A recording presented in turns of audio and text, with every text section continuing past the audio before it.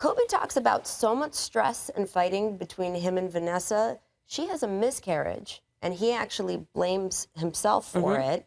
And then one day, she throws his clothes out into the street.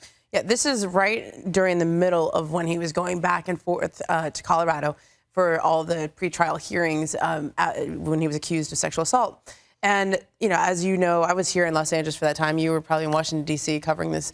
It was atomic, right? I mean, this is the defining incident of his career. And it's hard now because, he's not allowed to really talk about it. He's not, and that was part of the settlement that he had with the woman.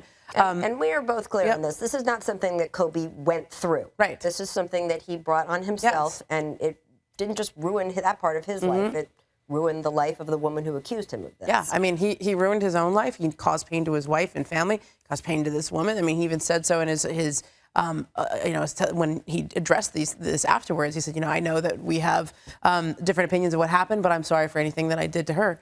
And anyway, so we get to this moment in that season, and that season was just Karl Malone's on the team, and everybody and everyone's going. It's just an incredible year, and nobody really knew everything that he was going through. And he tells me the story. He has a game against the Orlando Magic, and it's in the middle. It's early March, Magic. And he goes, "Nobody knows this, but we had this. Vanessa's just having one of her days. Like, she's angry with me, and just throws all my stuff out in the middle of the street. I feel like my whole family's done, right? Like, this is the end." And I'm just thinking about the neighbors in this moment. Well, it's a gated community. So, it's a gated community. He had a motorcycle, right? so in the first half, this is the first time he says he's never felt like he wanted to even be at a basketball game. He couldn't concentrate at all. Felt like he's lost everything at one point in the first half. And in the second half, at halftime, he kind of has this moment where he goes, well, I may have ruined my life. I may have never come back from this. But the one thing I can control right now is what I do on the basketball court. And he goes And he referenced Tracy specifically, right? He goes, normally, I would be all about this. This is me and Tracy McGrady. Who's the best player?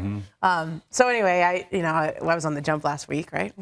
And I go, I'm going to have to ask Tracy if he remembers anything about this. Listen, I remember everything about that game. Now, you didn't know about the clothes on the street. You thought you'd locked him down. Only the basketball part. I didn't know what took place prior to him getting to the arena.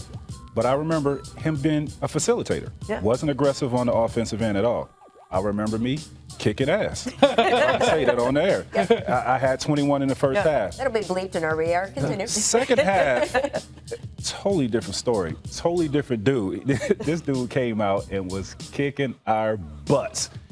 He had 1 point in the first half, finished the game with 38. They won the game, came back. I mean, it was, I don't know what happened. It was a tale of two different Kobe Bryants. And I like to think, since you told me that story, I had something to do with creating the Black Mamba.